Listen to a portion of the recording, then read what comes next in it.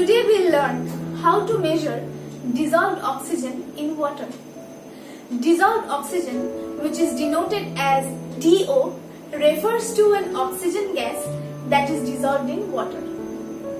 Now, DO is the most important factor in aquatic systems. Since all plants and animals in the aquatic system need oxygen for respiration. Species abundance is strongly associated with the DO concentration of the water bodies. Oxygen levels are often used to indicate the quality of water bodies and the intensity of aquatic pollution. One of the sources of oxygen in the aquatic environment is the direct diffusion from the atmosphere. Whereas photosynthesis by microscopic plants or phytoplanktons and other aquatic plants are the major sources of oxygen in the aquatic environment. Now we'll learn the Winkler's method of measuring dissolved oxygen in water. For this, we will require reagents like manganese sulfate, potassium iodide, sodium hydroxide, sulfuric acid, sodium thiosulfate, and starch. Now coming to the principle of this method. Under highly alkaline condition, the manganese ion is oxidized by molecular oxygen to manganese dioxide, forming a brown precipitate. Thus, only 1/2 of the oxygen in manganese dioxide came from molecular oxygen. Sulfuric acid is added to the sample to dissolve the brown precipitate that was formed and produce acid conditions for the oxidation of iodide to iodine by manganese dioxide, which can be represented by the following reaction. The quantity of iodine released is proportional to the amount of oxygen originally present. 1/2 of a molecule of oxygen resulted in the release of 1 molecule of iodine. The amount of iodine is estimated by titration with standard sodium thiosulfate. A starch indicator is used to determine the endpoint of the titration. As long as iodine is present, the solution is blue. When all the iodine has been titrated, the solution becomes colorless.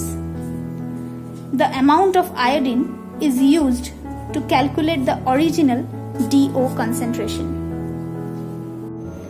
Now, coming to the procedure of the Winkler's method. As we can see that I have already taken water into this stoppered bottle and discarded 6 ml of water from it. Because we will pour 6 ml of reagents. Now what are the reagents? Our first reagent is manganese chloride. Second is alkaline potassium iodide. The next reagent is phosphoric acid. Then I have sodium thiosulfate, which is already poured into the burette. And the last reagent is starch, which is required for the titration method.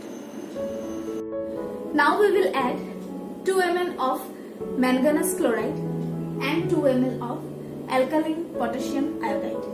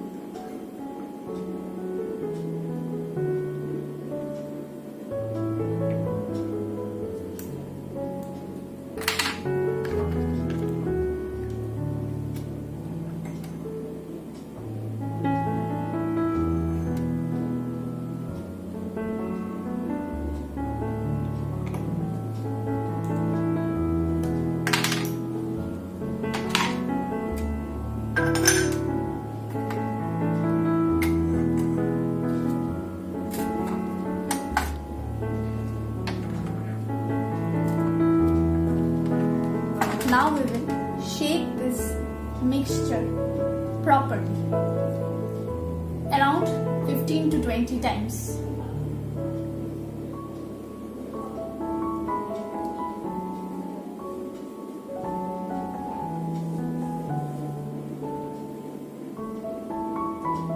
And allow this mixture to form a precipitate and settle down.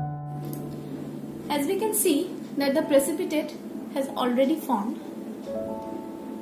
and settled down. Now we will add 2 ml of phosphoric acid into it so that the precipitate gets dissolved and an acidic condition can be formed.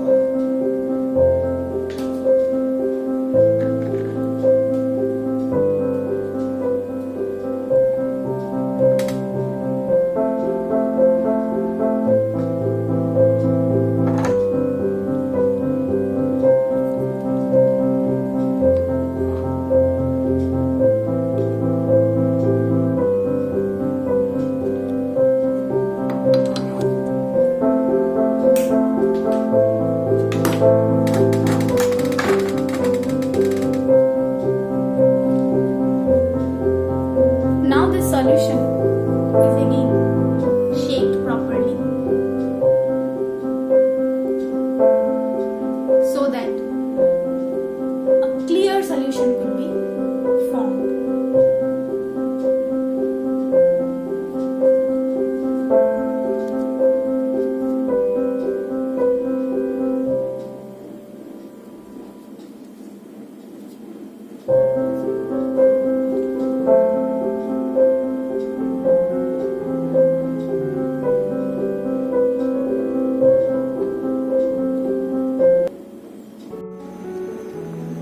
Now we have already put 50 ml of this solution into this conical flask.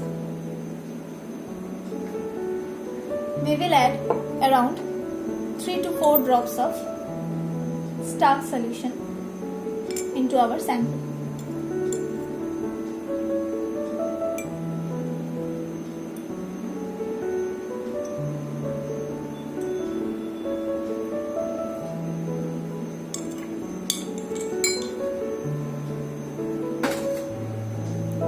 You can see that the color has turned blue. Our titrant, that is sodium thiosulfate, is already there in the burette. Now we will start the titration.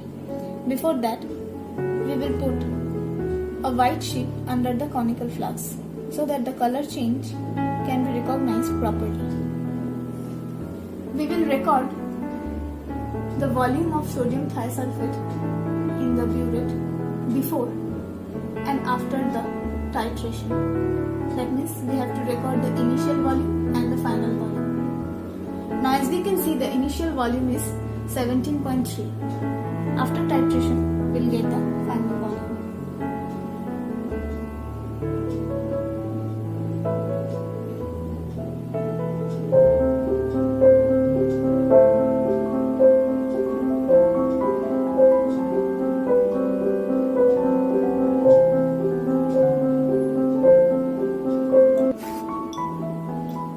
We'll gently mix the solution so that the blue color changes to colorless gradually.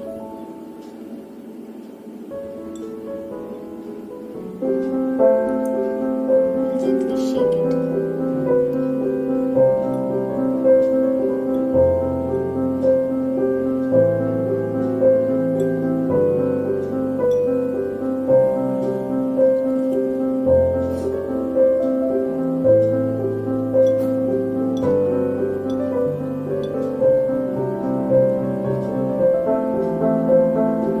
the last drop, the color has changed from blue to colorless.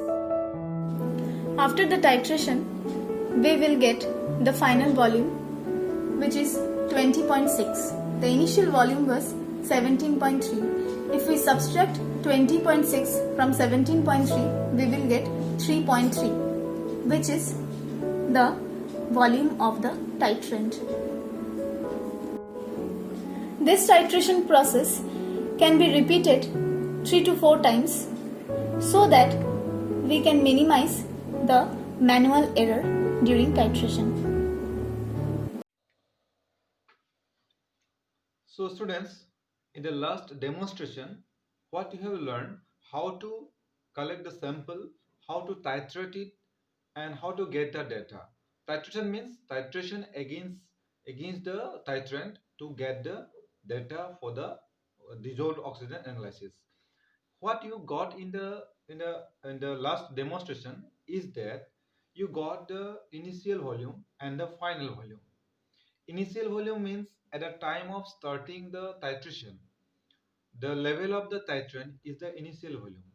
So after adding the titrant drop wise to the water sample, which is which looks blue in color due to the addition of starch, that will turn to colorless.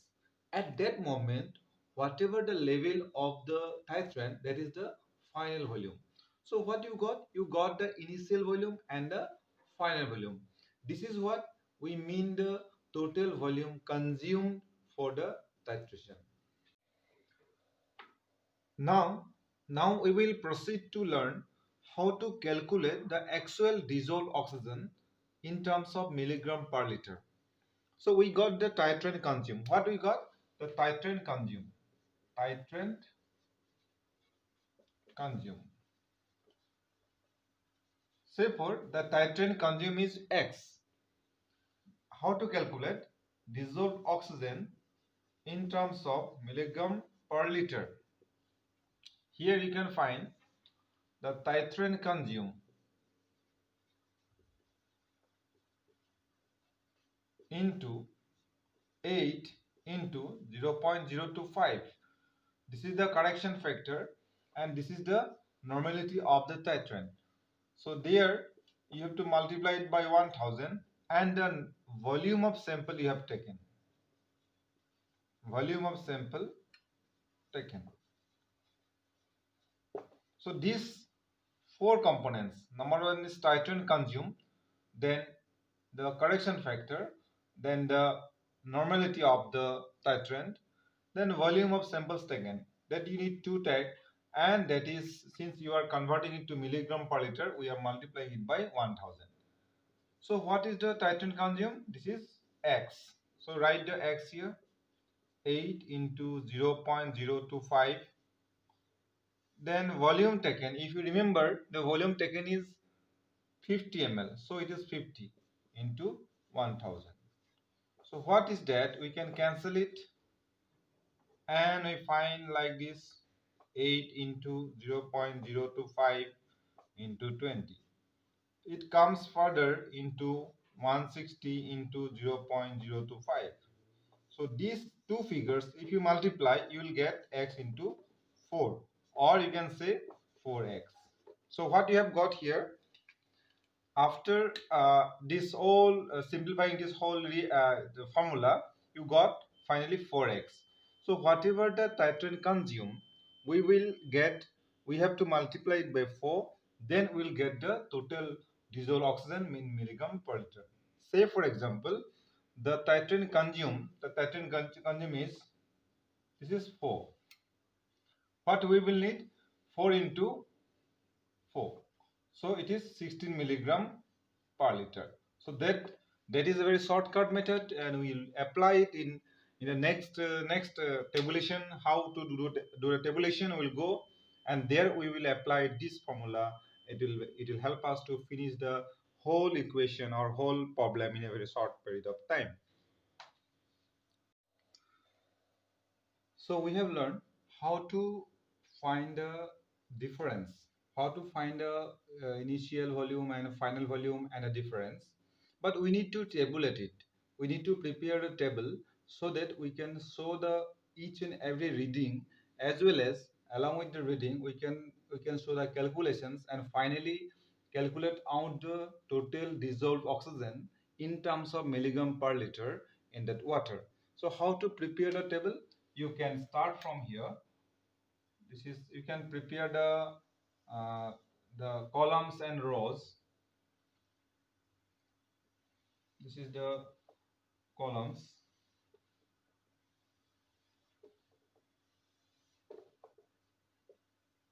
So there you need to find the observations. So observations are important because you have to have at least 5 observations minimum to get a very acceptable, or you can say considerable dissolved oxygen.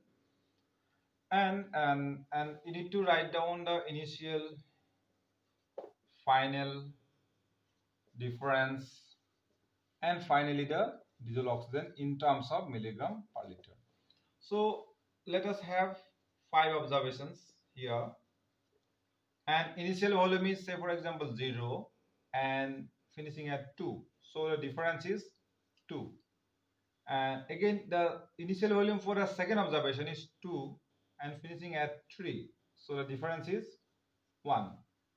Then here it is, initial is 3 and finishing at 5, the difference is 2. Then this is 5 initial volume, this is 7 finishing at 2. Then this is 7 and finishing at 8, the difference is 1. So how to find it? We know that difference is the titrant consumed. So in that case, what we have to do? We have to multiply it with 4. So this is actually x and multiply it with 4. 2 into 4 is equal 8 milligram per liter. 1 into 4 is equal 4 milligram per liter. 2 into 8 is equal, 2 into 4 is equal 8 milligram per liter. 2 into 4 is equal 8 milligram per liter. 1 into 4, 4 milligram per liter. So the total, now you have 5 observations, but you need only one value. For the value, you need to find the average of these 5 observations. What is the average of these 5 observations? 32. So the DO in terms of milligram per liter is 32 divided by 5, 6.4 milligram per liter. So this 6.4 milligram per liter dissolved oxygen is you can say not a very poor level of oxygen. Generally the range of the oxygen is in between 5 to 10. So it comes in between 5 to 10. The range is 5 milligram per liter to 10 milligram per liter. So it comes between 5 to 10 milligram per liter. So this is, you can say, a comfortable range for many animals, but had it been 8 milligram, it would have been better. But still, we can say the animals can survive very comfortably at this level of dissolved oxygen.